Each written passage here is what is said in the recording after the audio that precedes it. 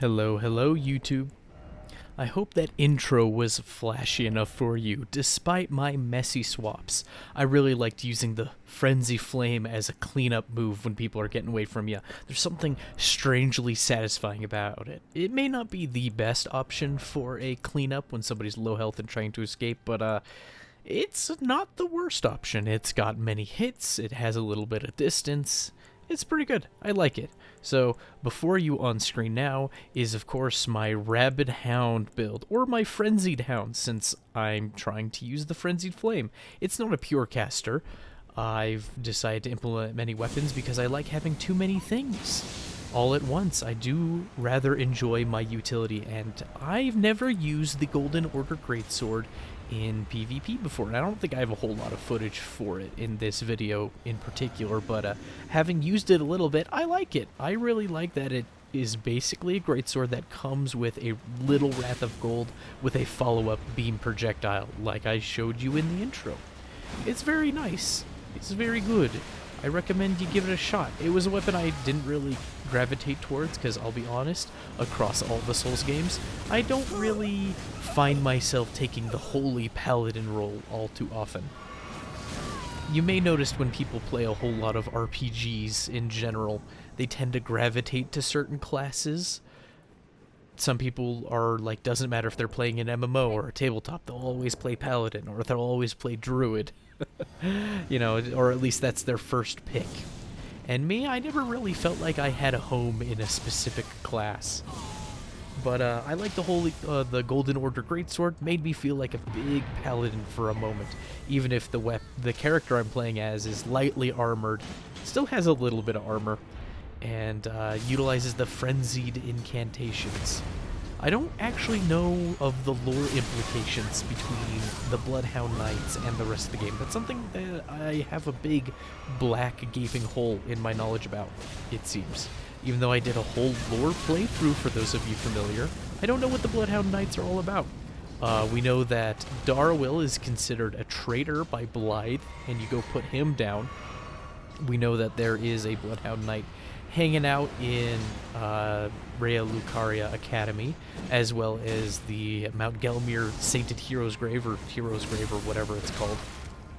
And then Renala can summon a Bloodhound Knight during her Phase 2 fight, or the Phase 2 of her fight. So I don't know. Did the Bloodhound Knights once work for the Carrion Royals, and that's why Blythe considers Darwill a traitor?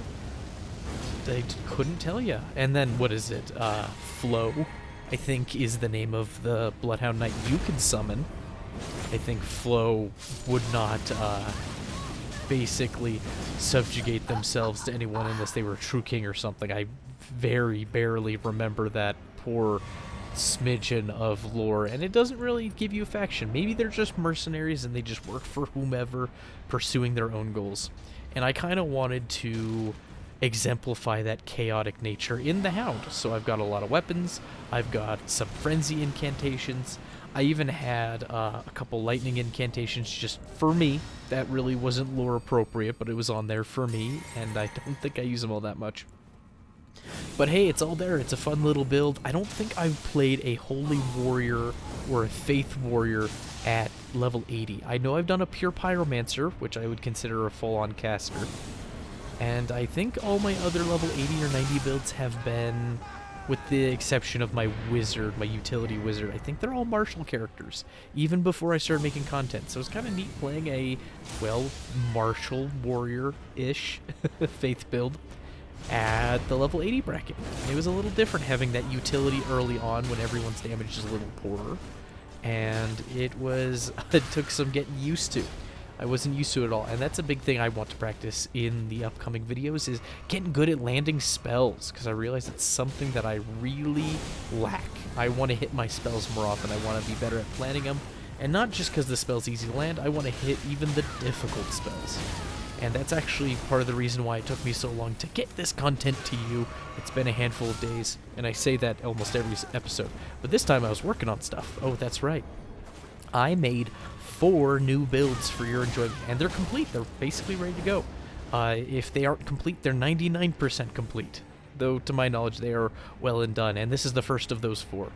and the other 3 are going to have a focus on casting to some degree. 2 of them are pure casters, and the other one is a little bit of a hybrid, like this character here. So there's lots of content. I just need to go get the footage. The builds are made, and I am excited.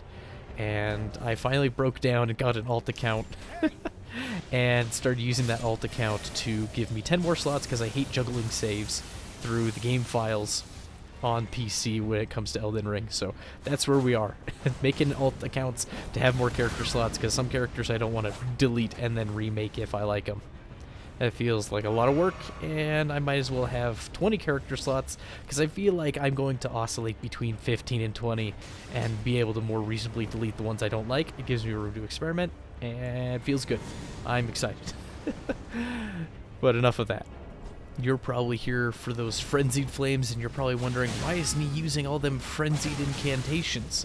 Where are people, you know, clutching their face and screaming? And though that is a part of this frenzy flame build, I mostly wanted this character to be an alternate take on the pyromancer. So I'm doing the frenzy flame shtick for the fire damage, not necessarily to proc the frenzy effect. So I wasn't too focused on that. I think at a later point I'll either make a meta level character that is pure frenzy casting and see if I can proc the frenzy flames more often with that. But this character was supposed to be a little more of a hybrid. I use the frenzy flames for that tasty fire damage, and the fire damage isn't too bad, especially if I pull out the second catalyst or the casting implement so that they're working together with those frenzy flame incantations. They were doing pretty well. Or at least they felt like they were pretty good. I need to play more with them, honestly. I just had some good clips, so I decided to make this video for you here. I probably should have focused more on actually inflicting the Flame of Frenzy proc, but it feels so dirty. Oh, it feels dirty. I had the stats allocated in such a way so that if I absolutely needed to, I could pull out the Vike's War Spear if somebody had incredibly high latency or they were just a dirty, unctuous individual. And so I had that. You probably don't need it. You're probably cooler and more dignified than I am. So you probably don't need the Vike's War Spear unless you really want it, and you could be that guy.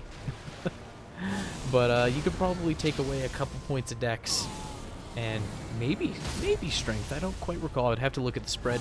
You should look at the spread. If you don't need the Vike's War Spear, I think you could lower the dex to at least 20, if not lower than that. You might be able to get away with like 18 or something. I don't quite recall. 18 or 20.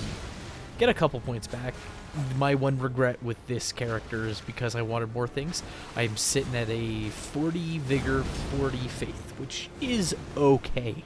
It's not ideal. I'm very much under the persuasion nowadays that I should probably have 50 Vigor by level 80, and then just let the damage stat suffer a little bit. It doesn't suffer too much. You're only level 80.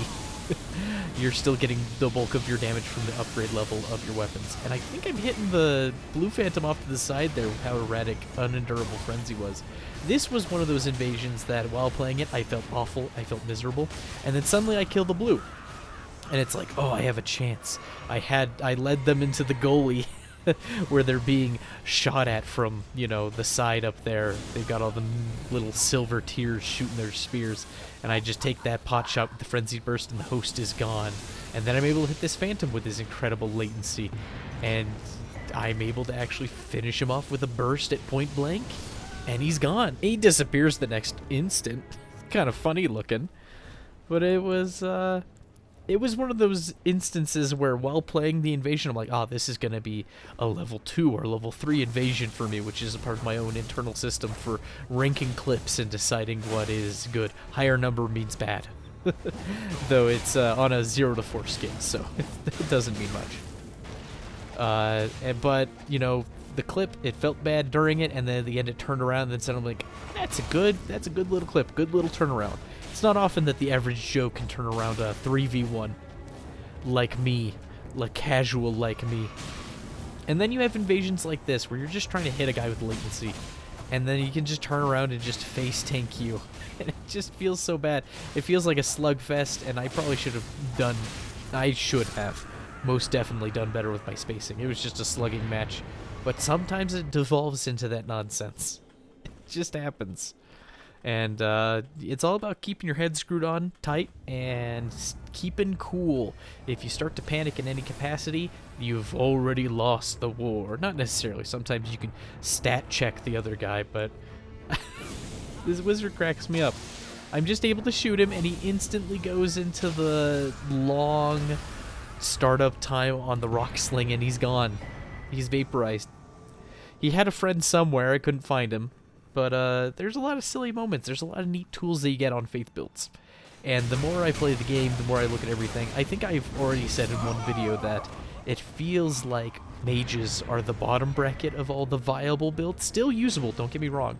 But at least mage warriors are the bottom bracket. Mage casters might be a little higher. Those pure casters, because they can just whip out the damage and punish little things very easily. Or moon veilers.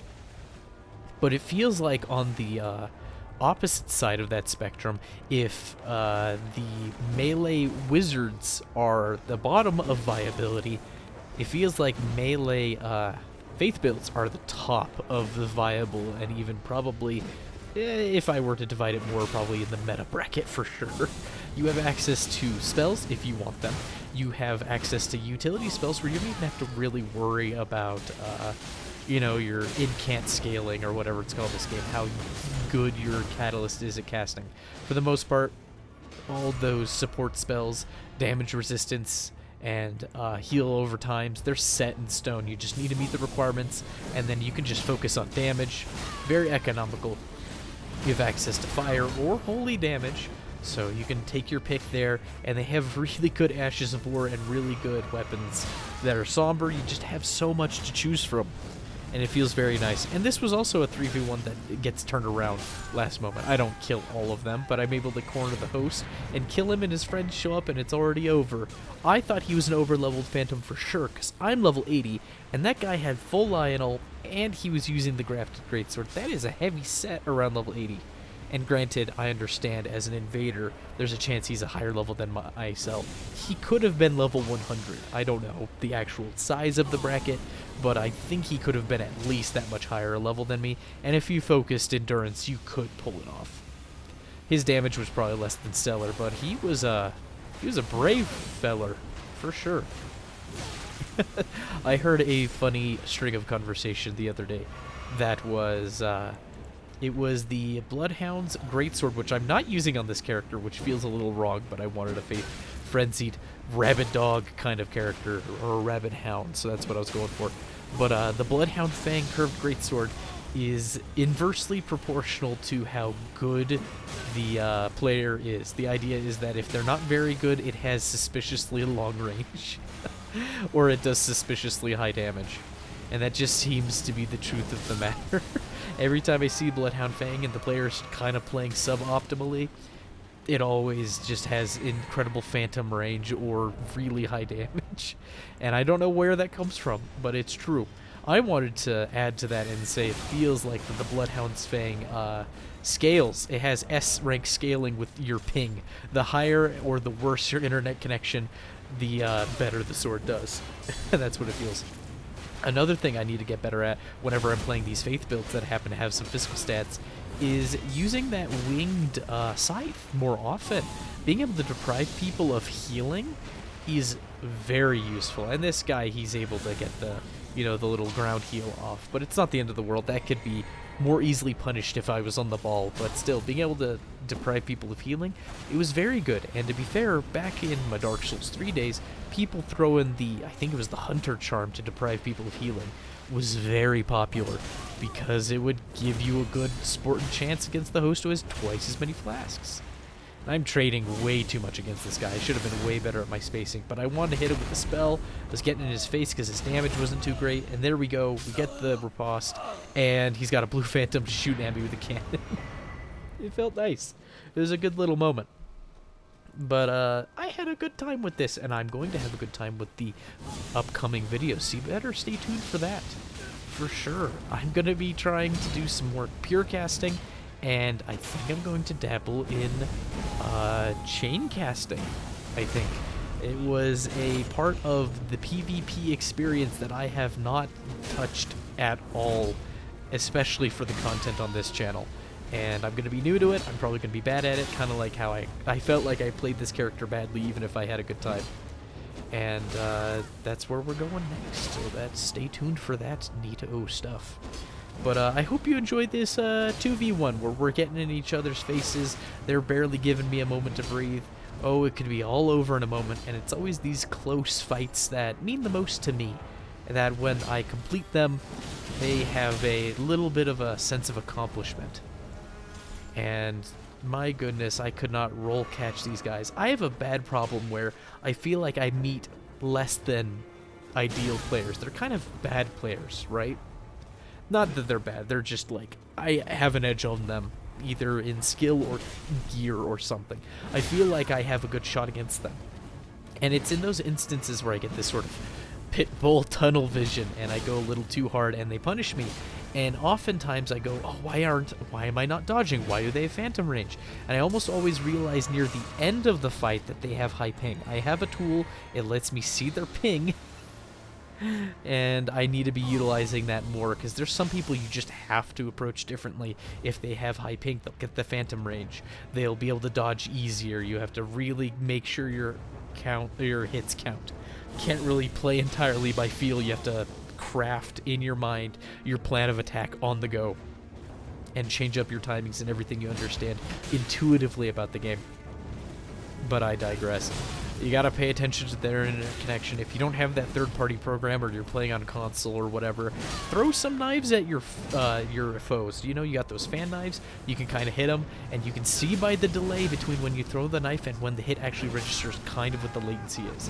You gotta play a little more careful, and I think I want to develop that game sense of playing more careful.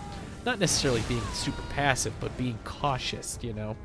And, feeling out their internet, because I think one of the next steps for me in developing in my PvP journey is finding out how to adjust my hits depending on the other player's internet connection so I can make those hits count.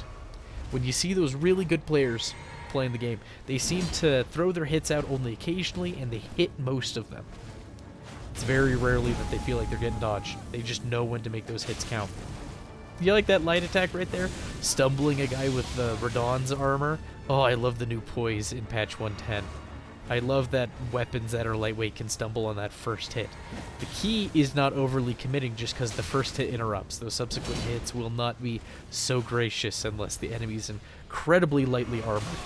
But I digress. I had a great time. I hope you have yourself a phenomenal day.